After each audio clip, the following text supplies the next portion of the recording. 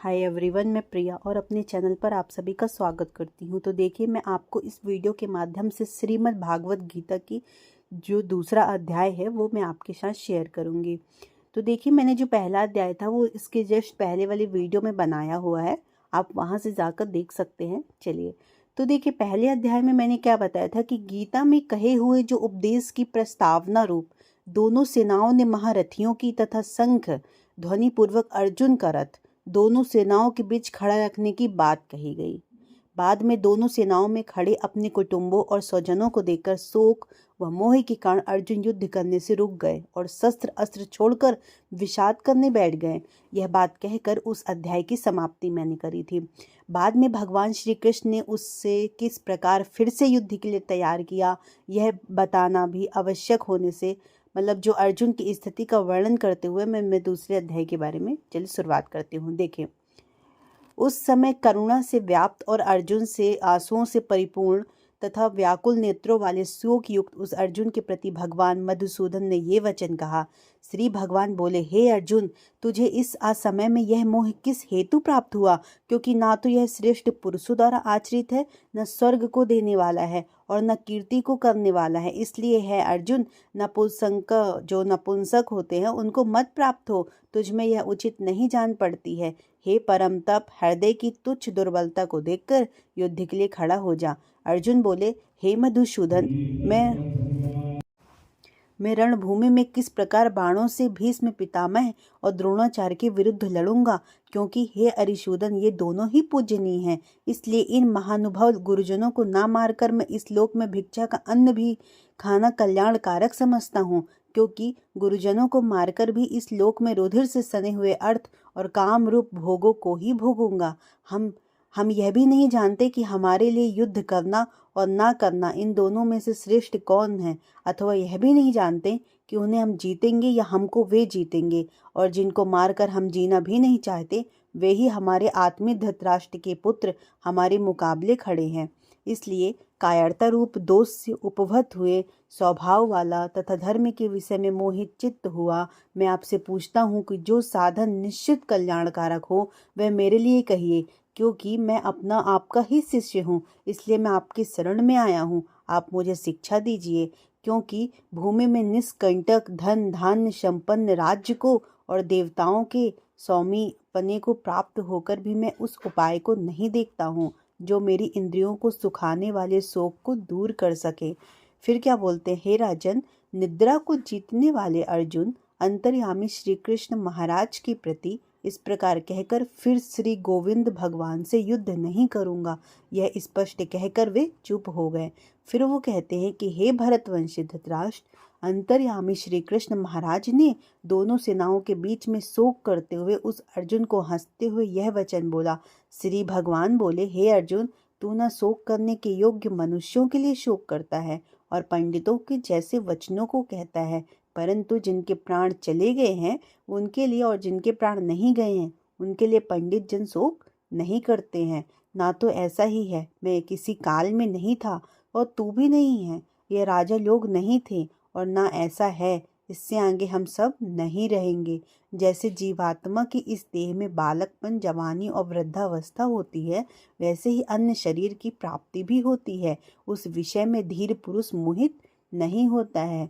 हे कुंती पुत्र, सर्दी गर्मी और सुख दुख देने वाले इंद्र और विषयों के संयोग की उत्पत्ति विनाशशील और नित्य है। इसलिए हे भारत उसको तू सहन कर, क्योंकि हे पुरुष श्रेष्ठ, दुख सुख को समान समझने वाले जिस धीर पुरुष को ये इंद्रियां और विषयों के संयोग व्याकुल नहीं करते वो मोक्ष के योग्य होता है। असत वस्तु की सत्ता नहीं है और सत का अभाव नहीं है। इस प्रकार तत्व ज्ञानी पुरुषों द्वारा इन दोनों का ही तत्व देखा गया है। नाश रहित तो तू उसको जान जिससे यह संपूर्ण जगत दृश्य वर्ग प्राप्त है। इस अविनाशी का विनाश करने में कोई भी समर्थ नहीं है। इस नाश रहित अप्रमेय नित्य स्वरूप जीवात्मा के ये सब शरीर नाशवान कहे गए हैं। इसलिए हे भरतवंशी अर्जुन, तू युद्ध कर। जो उस आत्मा को मारने वाला समझता है, जो इसको मरा मानता है, वे दोनों ही नहीं जानते, क्योंकि यह आत्मा वास्तव में न किसी को मारता है और ना किसी के द्वारा मारा जाता है। यह आत्मा किसी काल में ना तो जन्मता है और ना ही मरता है, और ना ही ये उत्पन्न होकर फिर होने वाला है, क्योंकि ये अजन्मा, नित्य, सनातन और पुरातन है। शरीर के मारे जाने पर भी यह नहीं मारा जाता है। हे प्रथापुत्र अर्जुन, जो पुरुष इस आत्मा को नाश रहित, नित्य, अजन्मा और अव्यय जानता है, वह पुरुष कैसे किसको मरवाता है और कैसे किसको मारता है। जैसे मनुष्य पुराने वस्त्रों को त्याग कर दूसरे नए वस्त्रों को ग्रहण करता है, वैसे ही जीवात्मा पुराने शरीर को त्याग कर दूसरे नए शरीर को प्राप्त होता है। इस आत्मा को शस्त्र काट नहीं सकते, इसको आग जला नहीं सकती, और इसको जल गला नहीं सकता, और वायु सुखा नहीं सकती, क्योंकि यह आत्मा अछेद है। यह आत्मा अधाग, निसंदेह अशोष्य है, तथा यह आत्मा नित्य, सर्वव्यापी, अचल, स्थिर रहने वाला सनातन है। यह आत्मा अव्यक्त है, यह आत्मा अचिंत है, और यह आत्मा विकार रहित कहा जाता है। इससे हे अर्जुन, इस आत्मा का उपयुक्त कहने से जानकर तू शोक करने के योग्य नहीं है, अर्थात तुझे शोक करना तो उचित ही नहीं है। किंतु यदि तू इस आत्मा को सदा जन्मे वाला और सदा मरने वाला मानता है, तो भी हे महाबाहो, तू इस प्रकार का शोक करने का योग्य नहीं है, क्योंकि इस मान्यता के अनुसार जन्मे हुए का मृत्यु तो निश्चित है और मरे हुए का जन्म भी निश्चित है। इससे भी इस बिना उपाय वाले विषम में तू शोक करने के योग्य नहीं है। हे अर्जुन, संपूर्ण प्राणी जन्म से पहले अप्रकट थे और मरने के बाद भी अप्रकट हो जाने वाले हैं। केवल बीच में ही प्रकट है, फिर ऐसी स्थिति में क्या शोक करना है। कोई एक महापुरुष ही इस आत्मा को आश्चर्य की भांति देखता है, और वैसे ही दूसरा कोई महापुरुष ही इसके तत्व का आश्चर्य की भांति वर्णन करता है, तथा दूसरा कोई अधिकारी पुरुष इसे आश्चर्य की भांति सुनता है, और कोई कोई तो सुनकर भी इसको नहीं जानता है। हे अर्जुन, यह आत्मा सबके शरीर में सदा ही अवैध है। इस कारण संपूर्ण प्राणियों के लिए तू शोक करने के योग्य नहीं है, तथा अपने धर्म को देखकर भी तू भय करने के योग्य भी नहीं है, अर्थात तुझे भय नहीं करना चाहिए, क्योंकि क्षत्रिय के लिए धर्मयुक्त युद्ध से बढ़कर दूसरा कोई कल्याणकारी कर्तव्य नहीं है। हे पार्थ, अपने आप प्राप्त हुए खुले हुए स्वर्ग के द्वार रूप इस प्रकार के युद्ध को भाग्यवान क्षत्रिय लोग ही पाते हैं। किंतु यदि तू इस धर्म युक्त युद्ध को नहीं करेगा, तो स्वधर्म और कीर्ति को खोकर पाप को प्राप्त हो जाएगा, तथा सब लोग तेरी बहुत काल तक रहने वाली अपकीर्ति भी कथन करेंगे, और माननीय पुरुष के लिए अपकीर्ति मरण से बढ़कर है। और जिनकी दृष्टि में तू पहले बहुत सम्मानित होकर अब लघुता को प्राप्त होगा, वे महारथी लोग तुझे भय के कारण युद्ध में हटा हुआ मानेंगे। तेरे वैरी लोग तेरे सामर्थ्य की निंदा करते हुए तुझे बहुत से ना कहने योग्य वचन भी कहेंगे। उससे अधिक दुख और क्या होगा। या तो तू युद्ध में मारा जाकर स्वर्ग को प्राप्त होगा, अथवा संग्राम में जीतकर पृथ्वी का राज्य भोगेगा। इस कारण है हे अर्जुन, तू युद्ध के लिए निश्चय करके खड़ा हो जा। जय पराजय, लाभ हानि, सुख दुख को समान समझकर उसके बाद युद्ध के लिए तैयार हो जा। इस प्रकार युद्ध करने से तू पाप को प्राप्त नहीं होगा। हे पार्थ, यह बुद्धि तेरे लिए ज्ञान योग के विषय में कही गई। अब तो इसको कर्म योग के विषय में सुन। जिस बुद्धि से युक्त हुआ तू कर्मों के बंधन को भली भांति त्याग देगा, अर्थात सर्वथा नष्ट कर डालेगा।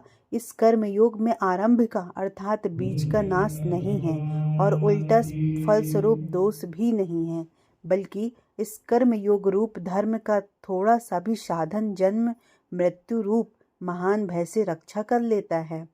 हे अर्जुन, इस कर्म योग में निश्चय ही बुद्धि एक ही होती है, किंतु अस्थिर विचार वाले विवेकहीन शाकाम मनुष्यों की बुद्धियां निश्चय ही बहुत भेदों वाली और अनंत होती हैं।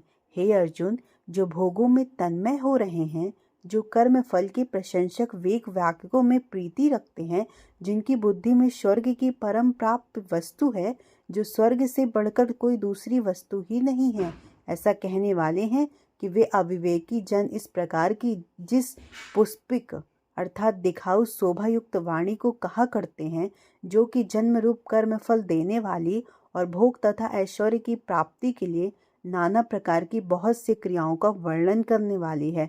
उस वाणी द्वारा जिनका चित्त हर लिया गया है, जो भोग और ऐश्वर्य में अत्यंत आसक्त है, उन पुरुषों की परमात्मा में निश्चय ही बुद्धि नहीं होती है। हे अर्जुन, वेद उपयुक्त प्रकार से तीनों गुणों के कार्य रूप समस्त भोगों और उनके साधनों का प्रतिपादन करने वाले हैं।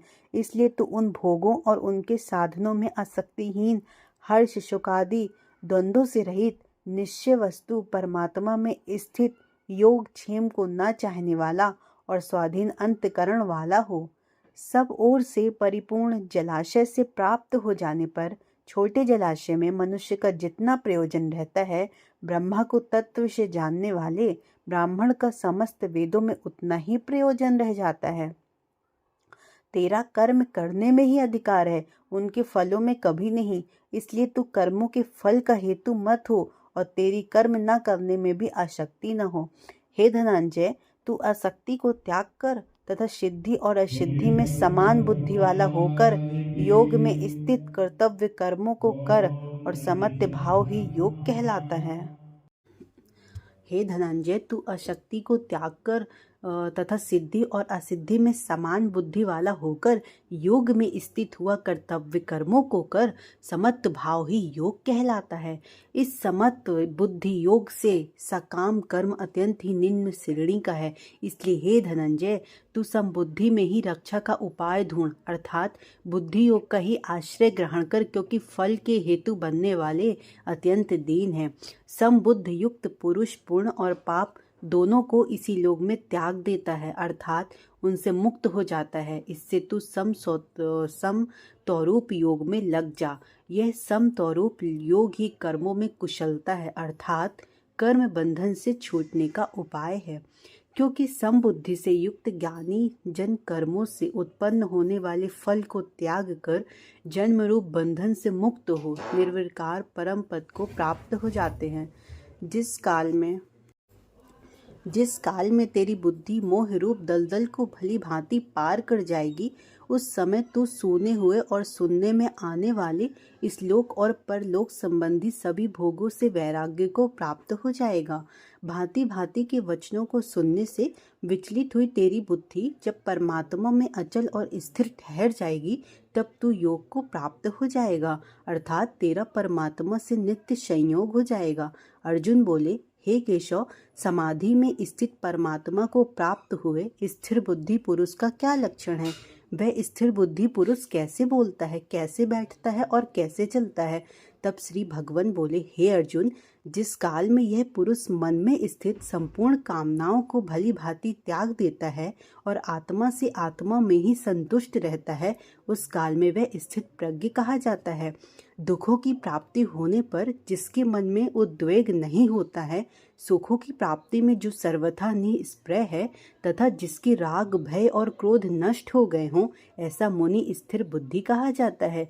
जो पुरुष सर्वत्र स्नेह रहित हुआ उस शुभ या अशुभ वस्तु को प्राप्त होकर न प्रसन्न होता है न द्वेष करता है, उसकी बुद्धि स्थिर है।